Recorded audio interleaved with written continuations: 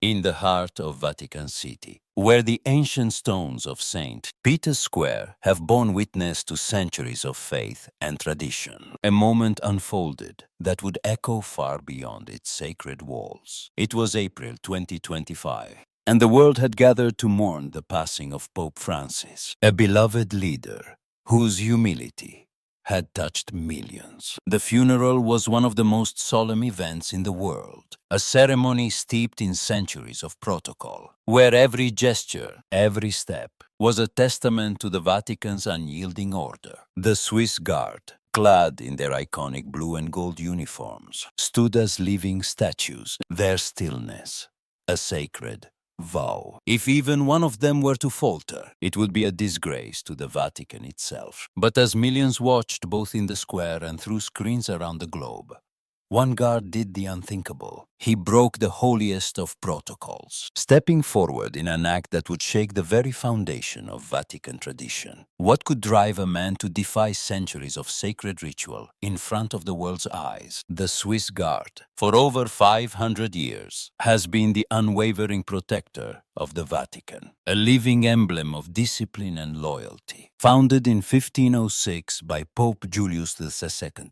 the Guard was born out of necessity, a time when the Papal States faced constant threats. Swiss mercenaries, renowned for their courage and loyalty, were chosen to protect the Pope, and their role has endured through the ages. Recruited from the rugged mountains of Switzerland, these men are trained to embody perfection, their every movement governed by a tradition that has remained unchanged for half a millennium. In their vibrant Renaissance uniforms, designed, some say, by Michelangelo himself, they stand as a bridge between the past and present, guarding the Pope with unshakable devotion. To join the Guard is to accept a life of sacrifice. You must be Swiss, Catholic, unmarried, and between the ages of 19 and 30, with a spotless record and a heart devoted to the Church. The training is grueling, a blend of military precision and spiritual discipline,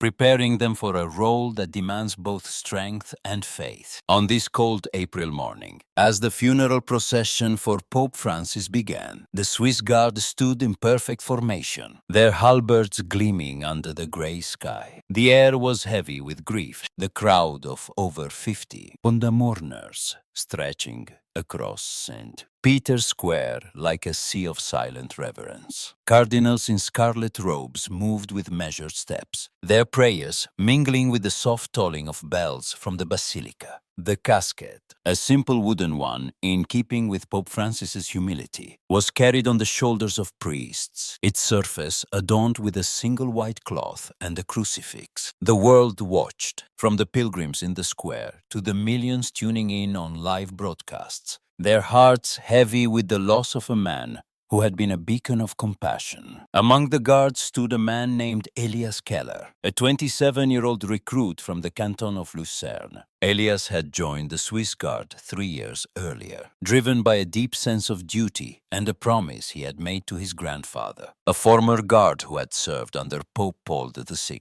Growing up in a small alpine village, Elias had been raised on stories of the Vatican tales of honor, sacrifice, and the sacred bond between the God and the Holy See. His grandfather's halberd hung above the fireplace in their family home, a constant reminder of the legacy Elias was destined to carry. As a boy, he would trace the intricate carvings on the weapon, dreaming of the day he would wear the uniform and stand in St. Peter's Square. Now, that day had come, but it was not the triumphant moment he had imagined. Pope Francis's death had shaken Elias deeply. The Pope had been a fatherly figure to the guards, often stopping to speak with them during his walks through the Vatican gardens. Just a month earlier, Elias had been on duty when the Pope approached him, his frail hands trembling as he placed a hand on Elias's shoulder. "You have a kind heart, my son," the Pope had said, his voice soft but firm. "Never lose it that, no matter what this role demands of you." Those words had stayed with Elias, a quiet whisper beneath the rigid rhythm of his duties. As the funeral procession moved forward, Elias stood at his post, his body rigid, his eyes fixed on the horizon. But inside, a storm was brewing. He thought of the Pope's words, of the kindness in his eyes, and of the countless moments of humanity the Pope had shown the world, moments that often defied the Church's traditions. Pope Francis had washed the feet of prisoners, embraced the sick, and spoken out for the marginalized, acts that had sometimes drawn criticism from the Vatican's more conservative factions. To Elias, the Pope had been a living example of what it meant to serve with love, not just with obedience. And now, as the casket passed before him, Elias felt an overwhelming urge to honor that legacy in his own way. The conflict tore at him, each second stretching into eternity. His training screamed at him to remain still, to uphold the sacred tradition of the Guard. But his heart, stirred by the Pope's memory, urged him to act. He thought of his grandfather, of the pride in his eyes, when Elias had left for Rome. What would his grandfather think if he broke rank? Would he understand? Or would he see it as a betrayal of their family's honor? Then, in a moment that felt both reckless and inevitable, Elias made his choice. His right foot moved, the sole of his boot striking the marble with a sound that cut through the silence like a gunshot. Gasps rippled through the crowd. Heads turned, eyes wide with disbelief. A Swiss guard had moved, had broken rank. Elias took another step, then another, his heart pounding so fiercely he thought it might burst. The world seemed to slow, every detail vivid. The shocked faces of his fellow guards, the murmurs of the crowd, the cold marble beneath his feet. He could feel the eyes of the cardinals on him, their disapproval, a palpable weight. He stopped just a few feet from the casket, his breath shallow, his hands trembling, bowing his head. He placed his right hand over his heart, a gesture so raw, so human. It felt out of place in the rigid ceremony. It was a silent tribute to the Pope, a moment of pure emotion that spoke louder than any words. The crowd watched in stunned silence, the air thick with tension. The other guards remained motionless, their faces unreadable. But the weight of the moment was undeniable. This was a Swiss guard, a man bound by centuries of protocol, showing vulnerability in a way that had never been seen before. Among the onlookers was a young Italian girl named Sofia, who had traveled with her family from Naples to attend the funeral. Perched on her father's shoulders, Sofia's eyes locked onto Elias as he stepped forward. "Papa, why did he move?" she whispered, her voice barely audible over the murmurs of the crowd. Her father, a devout Catholic who had always taught Sofia to respect the Church's traditions, hesitated. "I don't know," he said finally, his voice thick with emotion. "But it feels right." What followed was even more astonishing. The senior commander, Captain Alessandro Moretti, a towering figure in his own ornate uniform, turned to Elias. Captain Moretti was a man of few words. Known for his strict adherence to protocol, the crowd braced for a reprimand, expecting the weight of Vatican justice to fall swiftly. But instead, the commander did something extraordinary. He met Elias's eyes, and for a moment, time seemed to stand still. Then, with a slow, deliberate nod, he signaled his approval. No words were spoken. No punishment given, just a quiet acknowledgement of the humanity behind the act. The gesture was subtle, but its meaning was profound. Captain Moretti, a man who had spent 30 years enforcing the Vatican's traditions, had chosen to honor the spirit of the moment over the letter of the law. The moment passed, but its impact lingered, igniting a firestorm of reactions. As the procession continued, whispers turned to murmurs, then to heated discussions among the crowd. By the time the casket disappeared into the basilica, the story of the guard who broke rank had already begun to spread. News outlets across the globe seized the story, their headlines flashing across screens within hours. Swiss Guard breaks protocol in emotional tribute at Pope's funeral. One read, "A breach of tradition or a moment of humanity?" Asked another. Social media erupted with debate. Hashtags like Swiss Guard moment and Vatican funeral trending worldwide. Some hailed Elias's actions as a pure expression of emotion, a reminder that even in the most sacred rituals, the heart has a voice. He showed what it means to be human. One commenter wrote on X, their post garnering thousands of likes. Pope Francis would have approved. Another added, sharing a photo of the Pope embracing a child during one of his many acts of compassion. Others were less forgiving, arguing that such a breach of protocol was unacceptable. Rules exist for a reason. A critic posted, "This sets a dangerous precedent for the Swiss Guard and the Vatican as a whole." A prominent Catholic blogger wrote a scathing article, calling Elias's actions a selfish display that undermined the sanctity of the funeral. The Vatican itself remained silent, issuing no official statement, which only fueled the speculation behind closed doors. However, the incident sparked intense debate among the cardinals. Cardinal Giovanni Rossi, a conservative figure known for his rigid views, was outraged. This cannot be tolerated,